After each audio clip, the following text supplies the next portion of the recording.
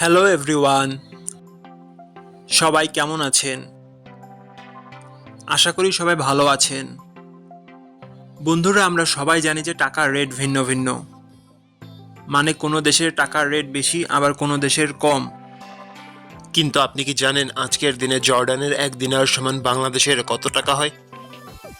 আপনার ধারণা কি ঠিক, নাকি অবাক হওয়ার মতো কোনো চমক আছে? এই ভিডিওটি বিশেষভাবে আপনার জন্য তৈরি, তাই শেষ পর্যন্ত দেখুন। কারণ আপনি যদি নিয়মিত টাকার রেট জানেন, তাহলে অর্থ লেনদেন বা বিদেশ থেকে পাঠানো রেমিটেন্সে লাভবান হতে পারেন।